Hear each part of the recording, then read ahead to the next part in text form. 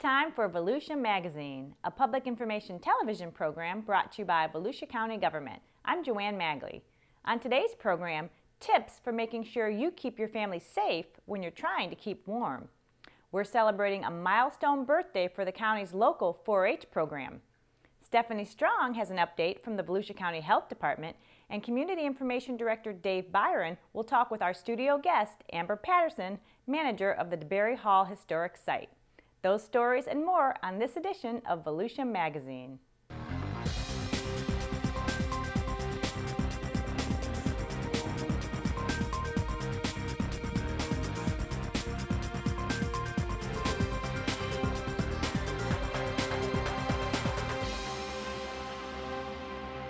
With the recent bouts of cold weather, Volusia County firefighters are reminding residents to practice fire safety when heating their homes. As temperatures drop, the risk of house fires increases. Many people are using their fireplaces and bringing out space and kerosene heaters. Well, as you know, with the change in temperatures that we're having, we usually see an increase in people using heating adjuncts. One of those would be space heaters or electric heaters in the home, and we ask people to make sure that they inspect them before they use them, make sure the cords are not frayed or defective in any manner, not to use extension cords when they do utilize them, and also to make sure that they have adequate space around the device whenever they set it up. Approximately 3 feet is what you want away from the heat source itself, and make sure that it's not placed in close proximity to anything that would be flammable, like curtains, sheets, tablecloths, or paper or wrapping or anything like that. Liquid fuel heaters are especially hazardous if not used properly. For those other alternate heating sources like the kerosene or the liquid fuel heaters, we want to make sure that those are maintained appropriately, they're inspected and serviced, and operate in the manner they're supposed to, i.e. they don't give off any fumes or toxic gases that would be unsafe in the home. Fill those devices outside in a safe environment once the unit itself is cooled off, and then just be aware and shut those down whenever they go to bed. Homeowners with indoor fireplaces should follow a few safety rules. Talking about fireplace safety, what we ask is that you have those inspected at least annually to make sure that the chimney and the flue is safe and there's no cracks or anything where the fire could get out. We'd also ask that if you burn, that you use good, hard, seasoned wood that doesn't leave the creosote deposits that you get from green trees or green wood, if you will, and also that you don't burn sappy wood like pine or something like that, because that'll lead to that creosote buildup and then cause a fire in your chimney or your flue. Another precaution that can be done is to burn that fire really hot about twice a day if you're burning it around the clock, to make sure that it exhausts all that creosote that does build up inside there and keeps it nice and clean for you. It's important to keep a sturdy screen in front of the fireplace to prevent sparks from flying into the room. This is also a great time to get outside and do some lawn and home maintenance that can prevent fires. Well, it's a good time of year also to trim back and prep your property for a fire-wise environment. We're asking about 30 feet perimeter around your structure, no overhanging limbs that are threatening. Get up there and clean those gutters off, because we've had a lot of leaf drops and things like that right now. And make sure the vegetation on the ground is nice and green and you irrigate it appropriately so that it's not going to be a fuel source. Volusia County Fire Services also suggests homeowners replace mulch, which is highly flammable, with gravel or rock. For more fire prevention tips, visit volusia.org/fire services. The DeLand Regional Library is getting a major facelift this month as workers lay new floor, paint the inside walls, and install a storefront revolving door. The library, which has been closed since January 6th, is scheduled to reopen January 27th. With more than 1,000 people coming through the doors every day, the doors basically stay open throughout the day, which means there's a constant inflow of outside air. So in the wintertime, it's very cold in the entryway. We can't control the temperature. In the summer, it's very hot, so we have high humidity. And so when we were getting ready to replace the floor covering and paint, we thought this would be a good opportunity for us to evaluate how we could fix that entrance. And so the way that we decided to fix it was to install a revolving door. Replacing the flooring in a library isn't as easy as you might think. Removing and later replacing the thousands of books on the shelves could take months. Instead, the county has hired a company to wrap the bookshelves in plastic and then move them on a lift to make way for the renovations. During the closure, residents can return materials to the book drop outside the library's front door. Also, the Friends of the DeLand Library's used bookstore will be open from 1 to 5 p.m. Monday through Friday while the library is closed. Until the DeLand Library reopens on January 27th, patrons are encouraged to visit the libraries in DeBary, Orange City, Lake Helen, and Deltona. If you want to learn more about Volusia County's 13 public libraries, visit volusialibrary.org. Volusia County 4-H turns 100 this year, making a century of leadership, community service, and commitment to agricultural sciences. More than 350 children and teens are enrolled in the county's 33 4-H clubs, and many more take advantage of the programs offered. I want to tell you about 4-H. It is the greatest youth development program in the world. Anything that your child could be interested in, we offer it. We have a huge celebration going on this year. It's our 100th year birthday, and we're so excited about it. So join us this year and help us celebrate. The National 4-H program was born in 1902 when boys and girls joined corn and tomato clubs in Ohio. Boys were taught new farming techniques while the girls learned how to can fruits and vegetables. 4-H has grown by leaps and bounds since planting its roots in Volusia County back in 1914. Since then, 4-H has grown immensely into many projects, anything from aviation to zoology. 4-H is a youth development program and a youth-adult partnership. They learn valuable life skills through the projects that they select. Ultimately, 4-H is a leadership development program. And while they learn these valuable life skills, they're developing into the responsible citizens of tomorrow. Volusia County 4-H is coordinated by the University of Florida Volusia County Extension, which is also celebrating its 100th birthday this year. County Extension agents and volunteers help children and young adults learn by doing. Volunteer leaders focus on 3 national incentives: healthy lifestyles, science and technology, and citizenship. In fact, the National 4-H Council recently released a study that shows that structured out-of-school sessions, leadership experiences, and adult mentoring provided by 4-H plays a vital role in helping young people succeed. 4-H is open to children ages 5 to 18. Would you like your child to raise a rabbit or learn horticulture, photography, or sewing? If so, visit volusia.org/4H or call Laura Cash at 386-822-5778.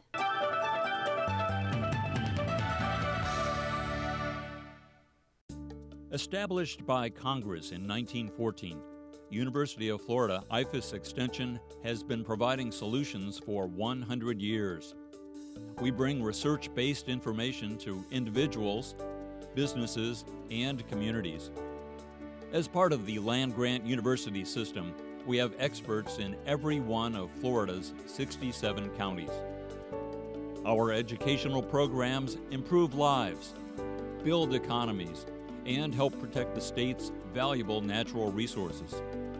We're committed to providing reliable information that impacts the lives of every Floridian.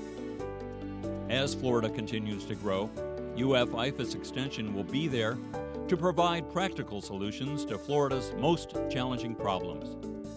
University of Florida IFAS Extension, solutions for the next 100 years.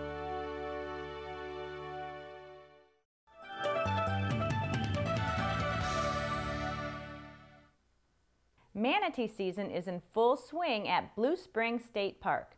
The recent cold temperatures have brought hundreds of manatees and thousands of visitors, but as I recently found out, these endangered species need more support than ever.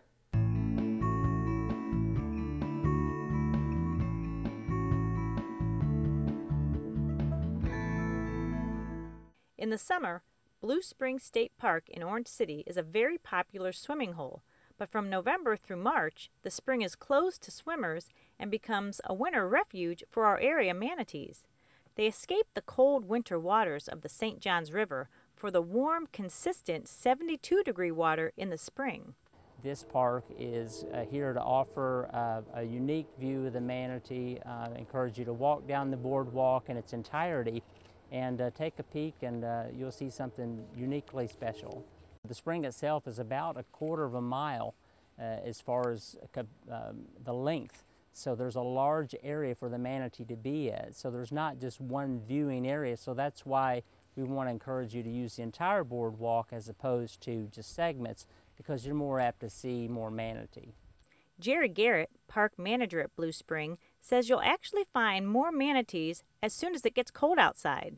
Usually, if you follow the weather, it takes a couple of very cold days, again, affecting the water temperature of St. John's, and when it gets in that 68-degree mark, that helps the manatee determine that they want to get out of the cold weather, or cold water rather, and go into the spring, and it gives them a place to relax and rejuvenate and be restored. Manatees have no natural enemies, and it's believed they can live more than 60 years, but they are an endangered species, and now more than ever, they need your support.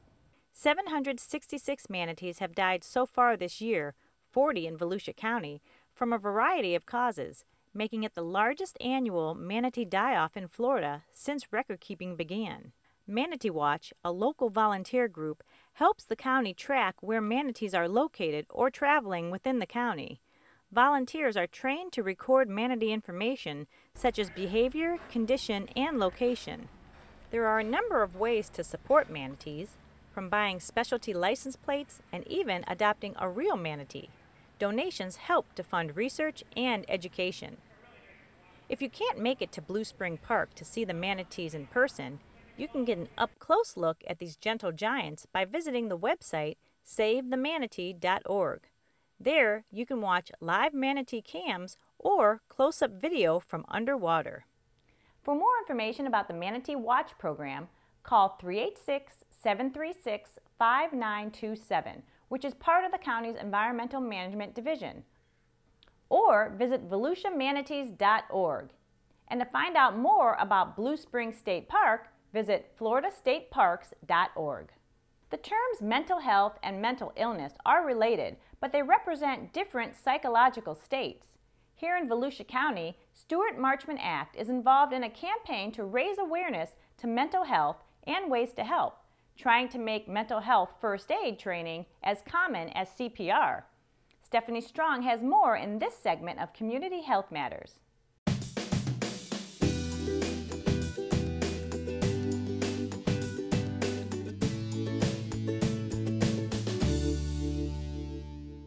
When someone chokes in a restaurant or has a respiratory problem, there is a procedure to follow to try to save their lives. You help them with CPR.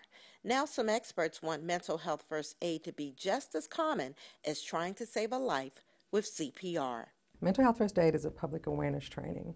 It educates folks on mental health signs and the symptoms, and it decreases stigma, of course. And it's given to the community at large. Anybody can go through mental health first aid. Would you know how to handle relatives, friends, or even co-workers who are experiencing possible mental health problems, not acting just right, not sounding logical? What do you do? What can you do? What should you do? The community can get involved first by attending trainings, of course. The more people that become aware, the more people that are educated, the better off we are. In helping dealing with those folks that are in crisis and getting them to the resources that are available within our community, especially with regard to Volusia County and Flagler County. They can also, we've got something new that started that can donate to mental health first aid so that it can assist folks that want to perhaps attend the training but may not be able to afford it.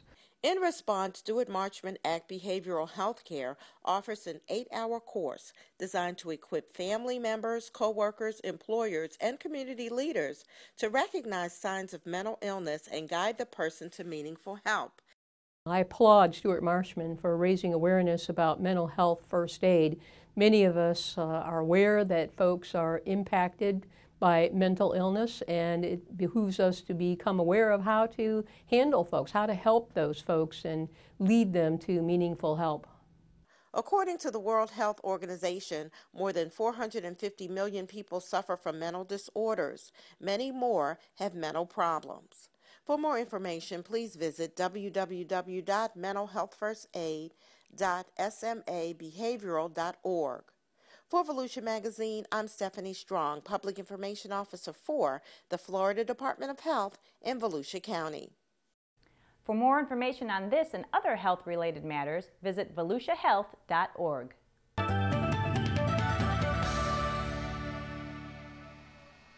Hi, I'm Joyce Cusack, Volusia County Council Member at Large. As tough economic times continue, Volusia County residents and visitors are seeing the value of public transportation. During the last fiscal year, Votran had more than 3.5 million boardings. Votran offers a variety of services, including fixed route buses, a beachside trolley, van pooling, and a gold service for people who can't ride fixed route buses due to disability or age. For more information about Votran, visit Votran.org. Now let's join Community Information Director Dave Byron in the studio with his guest, Amber Patterson, manager of the DeBary Hall Historic Site. Well, thank you, Joanne, and hi, everyone. The DeBary Hall Historic Site in southwest Volusia County is one of the county's most significant historic resources. The 1880s home of Champaign magnate Frederick DeBary, DeBary Hall is a county-run attraction that offers a wide variety of programs focused on the rich history of West Volusia County and the St. Johns River. We haven't talked about DeBary Hall for a while, so we have with us in the studio Amber Patterson. She's the DeBary Hall manager and our host on Volusia Magazine. Amber, thanks. How you doing? I'm good. How are you? So I didn't know whether I was talking to you as the host or talking to you as the DeBary Hall manager. So today you're the DeBary Hall manager. I am. Nice to have you. Hey, for those folks that, again, may be new to the area, perhaps they're visiting, give us kind of a description of DeBary Hall. Well, it's the 1871 vacation estate of a gentleman named Frederick DeBary, who was a champagne importer. And he imported champagne mainly to New York, which was his primary residence. So you can guess that he came to Florida to get away from it all. So it was just a winter break that he took, and he built DeBary Hall for that purpose. Wealthy guy and a socialite of his time, from what I've learned from you. Yes, he would entertain quite a bit, and actually he'd entertain with his own product. And so we still find champagne bottles every once in a while on the site. But I mean, at the time that he was here, the acreage that he owned went right down to the St. Johns River and connected, I guess he connected with the steamboat days and all of that stuff. He had quite an operation here. If you can imagine a 6,000 acre playground, that's exactly what he had. And it was mainly a hunting estate. So if you want to imagine that Victorian house, that beautiful Victorian house, it's actually a hunting lodge. Right. Well, I was going to say, we're not talking about a lean-to in the woods here. I mean, this is a very magnificent mansion that he called his winter retreat, right? Oh yeah, this little winter retreat was some 8,000 square feet, but it was actually one of his small estates, and he had about 5 along the East Coast, and this is just a vacation house. It was a simple place for him to come. Yeah, and I can remember the craftsmen that were, you know, painstakingly taking pieces apart, marking all of the different elements of DeBary Hall, each piece of glass, each piece of timber that came out, to put it back with as much historical integrity as possible, but at the same time restoring this home, which is really decades old.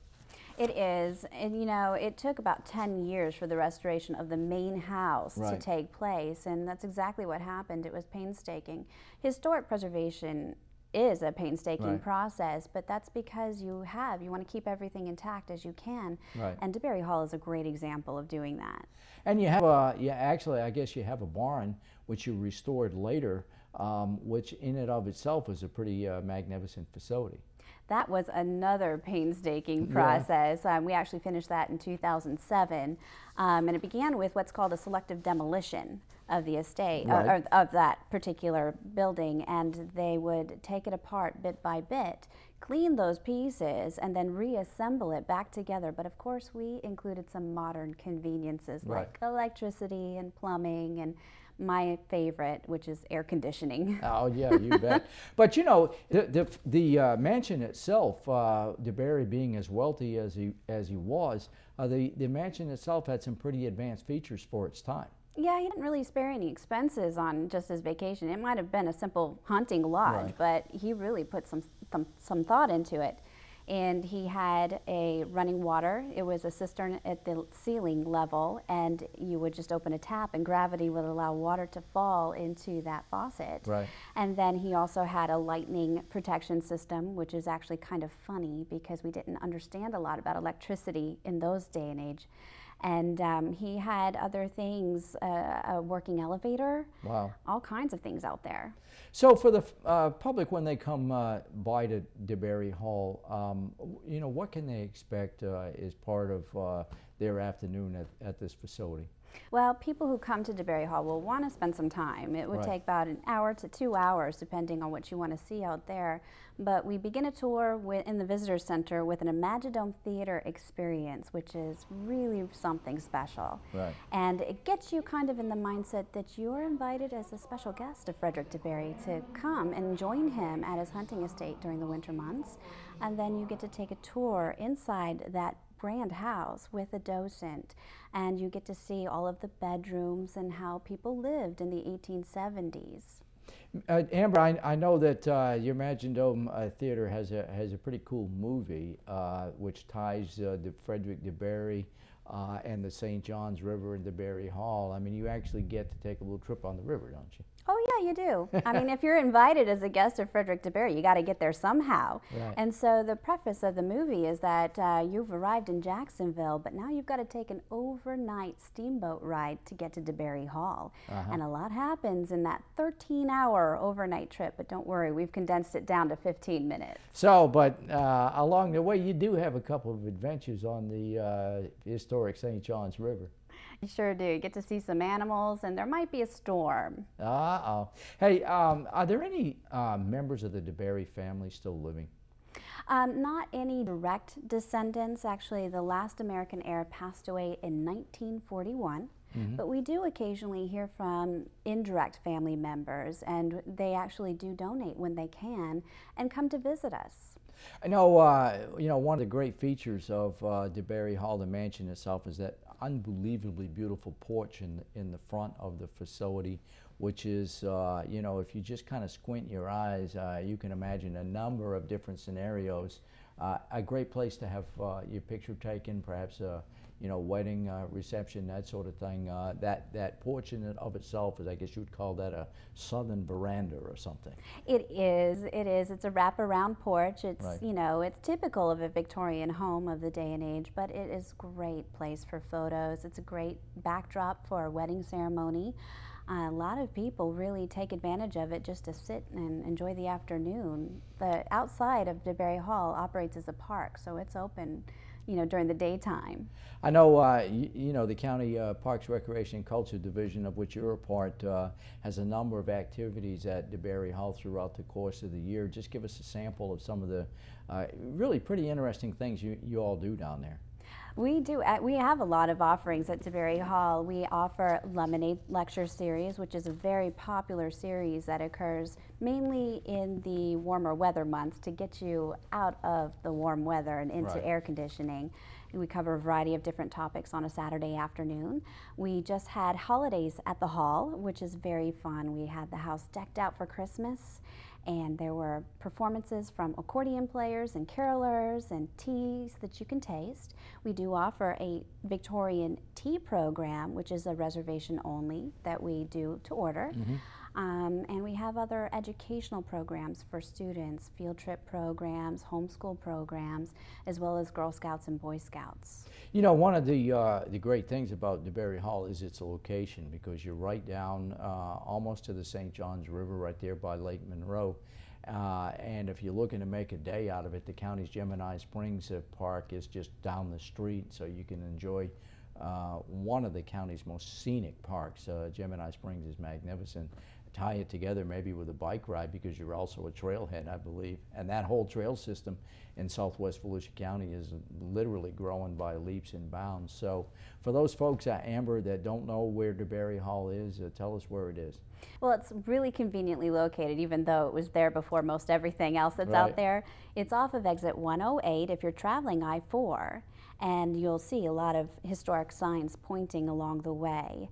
It is located in DeBary, obviously, and we're about 1.7 miles away from Gemini Springs, so Right. it is very convenient to make a day of it. And you can literally park your car at DeBary Hall, take the tour, hop on your bike, and then go to Gemini Springs for a picnic and a nice afternoon and come back. Very small admission fee, I think.